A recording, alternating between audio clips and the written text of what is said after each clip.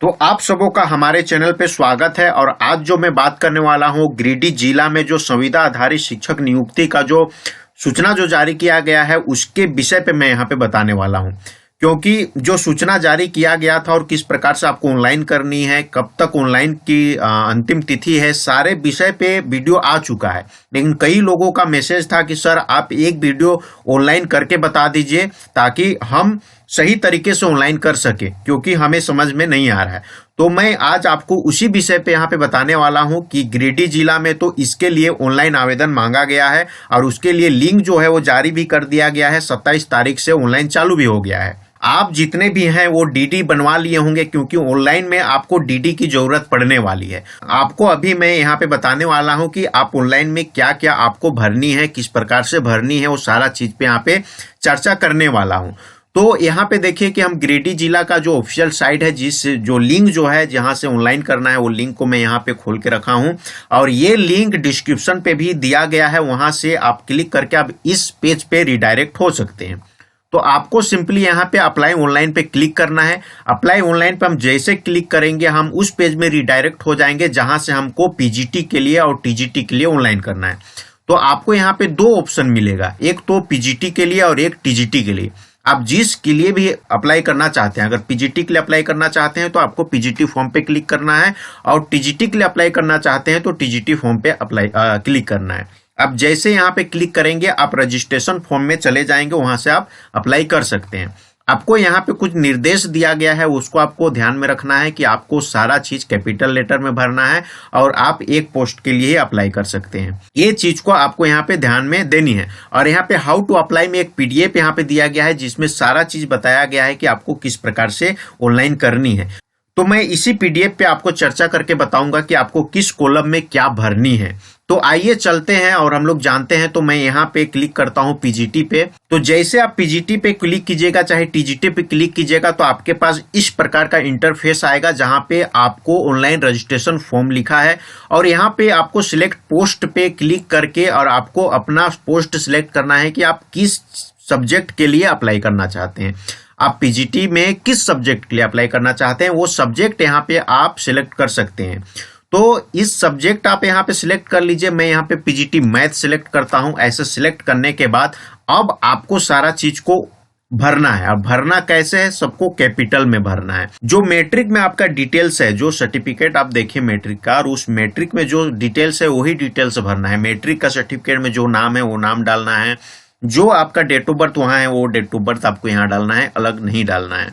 तो अब हम लोग चलते हैं और चर्चा करते हैं कि किस कॉलम में किस प्रकार से आपको भरनी है। तो यहाँ पे देखिए कि वही चीज जैसे पीजीटी मैथ यहाँ पे हम लोग सिलेक्ट किए हैं। आप देखिए पीजीटी मैथ, और उसके बाद यहाँ कैंडिडेट नेम पे अपना नाम आपको यहाँ पे भरना है, वो भी कैपिटल लेटर में।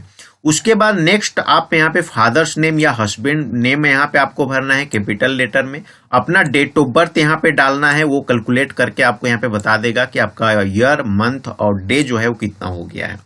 उसके बाद आपको अपना जेंडर भरना है। मेल है तो मेल सिलेक्ट करें और फीमेल है तो फीमेल सिलेक्ट करें, अदर है तो अदर सिलेक्ट करें।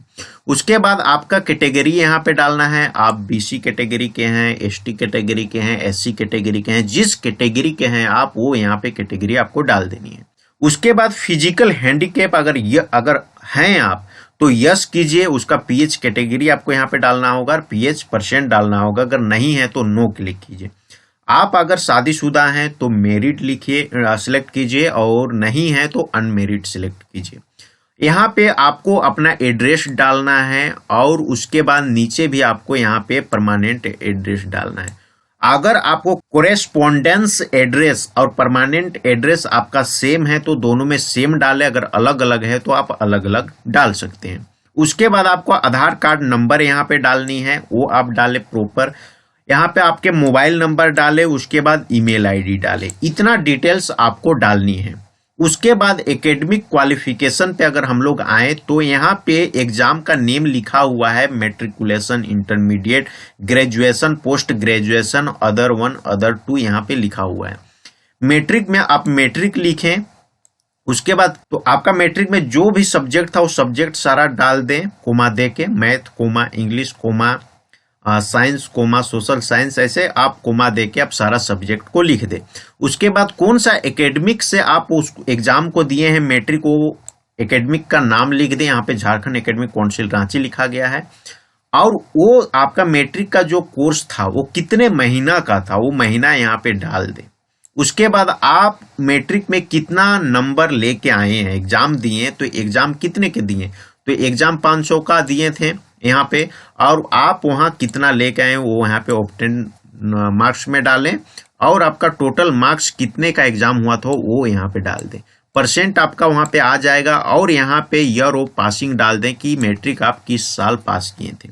उसी प्रकार से आप इंटरमीडिएट में डालें कि इंटरमीडिएट में आप आईएससी किए थे या आईए किए थे या आईकॉम किए थे, वो जो भी आप किए थे यहाँ पे वो डालें। उसके बाद आपका उसमें कौन कौन सा सब्जेक्ट था वो 5 सब्जेक्ट का यहाँ पे नाम डाल दें। कौन सा एकेडमिक से आप उस एग्जाम को दिए थे वो एकेडमिक का नाम डाल दें। कितने महीना का आपका इंटरमीडिएट का कोर्स था वो मंथ यहाँ पे डाल दें। आप उस एग्जाम में कितना लेके आए, कितना ऑब्टेंट किए हैं वो डाल दें। कितने नंबर का एग्जाम हुआ था टोटल वो डाल दें, परसेंट आपका निकल के आ जाएगा। कौन सा ईयर में आप पास किए वो ईयर आपको यहाँ पे डाल देनी है।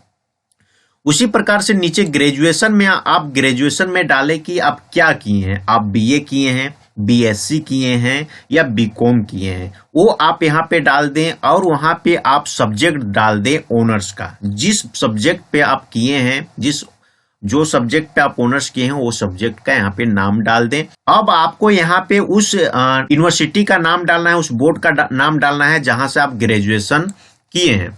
उसके बाद आपका ग्रेजुएशन का जो मंथ्स जो था कोर्स का वो कितने मंथ्स का आपका था वो मंथ्स डाल देना है। तो ग्रेजुएशन 3 साल का होता है तो कितने मंथ हो गए, 36 मंथ हो गए, वो डाल दें। टोटल आपका ग्रेजुएशन में टोटल तीनों ईयर मिला के आपका जो है वो कितने नंबर का एग्जाम हुआ था, जिसमें आप कितना लेकर आए वो डाल दें।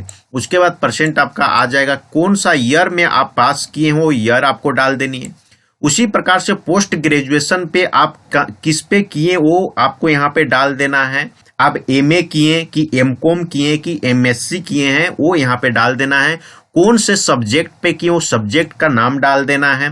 कौन सा यूनिवर्सिटी से आप किए हैं, उसको एग्जाम दिए हैं वो आपको यहाँ पे डाल देना है। कितने मंथ्स का जो है वो पीजी का कोर्स था वो डाल देना है। तो पीजी 2 साल का होता है, मतलब 24 मंथ्स, तो 24 यहाँ पे डाल देना है। आपका पीजी में कितना नंबर आया है, कितने नंबर का एग्जाम हुआ था वो आपको डाल देना है, परसेंट निकल के आ जाएगा। और आपको कौन सा ईयर में आप पास किए हैं वो आपको डाल देना है। इसके बाद आप अगर कोई भी अलग से और कोर्स किए हुए हैं, है ना, पोस्ट ग्रेजुएशन करने के बाद अगर आप और कोई कोर्स किए हैं अगर है आपके पास तो वहां पे आप नीचे डाल सकते हैं। अब आते हैं प्रोफेशनल क्वालिफिकेशन में। आप अगर बीएड किए हैं, बीएड तो जरूरी है, बीएड अगर किए होंगे तभी ये फॉर्म को आप अप्लाई कर रहे हैं। अगर आप बीएड किए हैं तो बीएड लिखें। कौन सा सब्जेक्ट से आप किए हैं वो सब्जेक्ट डाल दें। कौन सा यूनिवर्सिटी से, कौन सा बोर्ड से आप किए हैं वो यहाँ पे डाल दें। कितने मंथ्स का आपका बीएड का कोर्स था वो मंथ्स डाल दें। आप कितना उसमें लेके आए एग्जाम पे, कितने नंबर का एग्जाम हुआ था, कितना आप लेके आए वो डाल दे, परसेंट आपका आ जाएगा। और कौन सा ईयर में आपका वो कंप्लीट हुआ वो ईयर डाल दे, है ना। उसके बाद अगर आप कंप्यूटर किए हैं, 3 महीना से ऊपर का कोर्स किए हैं, जैसे एडीसीए, डीसीए, ऐसे कई कोर्स होते हैं कंप्यूटर में। अगर कंप्यूटर से रिलेटेड कोई भी कोर्स आप किए हैं तो उसका डिटेल्स आप यहाँ पे डाल दें कि आप कोर्स क्या किए हैं, कौन सा इंस्टीट्यूट से, कौन सा बोर्ड से, कौन सा यूनिवर्सिटी से किए हैं वो डाल दें आप, है ना। कितने महीना का आप किए हैं वो डाल दें। कितना का एग्जाम हुआ था, कितना लेके आए वो डाल दें, परसेंट आ जाएगा। और कितने कौन साल में आप कंप्लीट किए हैं उसको वो डाल दें। उसके बाद आते हैं हम वर्क एक्सपीरियंस डिटेल। अगर आप एक्सपीरियंस आपके पास है, एक्सपीरियंस सर्टिफिकेट किसी इंस्टीट्यूट में, किसी स्कूल पे अगर आप पढ़ाए हैं तो वहाँ पोस्ट आपका क्या था, टीचर का था, असिस्टेंट टीचर का था, किस प्रकार का पोस्ट था वो पोस्ट आपको डालनी है। कौन सा इंस्टीट्यूट, कौन सा स्कूल में आप वो पढ़ाए हैं वो स्कूल का नाम डाल देना है ना। कितने क्लास में, कौन कौन क्लास को आप वहाँ पे पढ़ाते थे, कौन सा सब्जेक्ट पढ़ाते थे, है ना। और आपको मंथली वहाँ से कितना मिलता था, है ना। आपको पेमेंट तो वहाँ से जो भी स्कूल में आप पढ़ाते होंगे वहाँ से आपको पेमेंट दिया जाता था तो वो मंथली आपको कितना मिलता था वहां से, वो आपको यहाँ पे दर्शाना है। उसके बाद आप कितने दिन तक वहां पे पढ़ाए, है ना, तो आपको ज्वाइनिंग डेट से लेके आप जब वहां से छोड़े तब तक का वहां पे डेट आपको डाल देनी है कि आप कब से लेके कब तक वहां पे अपना सेवा जो है वो दिए, है ना। टोटल कितना ईयर या कितना मंथ्स आप दिए वो यहाँ पे डालनी है। उस प्रकार से आपके पास जितने भी एक्सपीरियंस है टीचिंग का तो वो आपको यहाँ पे डाल देना है। अगर आपके पास नहीं है तो ये कॉलम को आपको छोड़ देनी है। अब आगे अगर बात करें हम यहाँ पे फॉर टीचिंग पोस्ट के लिए, तो अगर आप हिंदी और इंग्लिश दोनों में पढ़ा सकते हैं तो आपको यहाँ पे यस करनी है, अन्यथा नो करनी है। उसके बाद अगर आपको कंप्यूटर की नॉलेज है कुछ बहुत भी तो आपको यस करनी है, अन्यथा नो करनी है।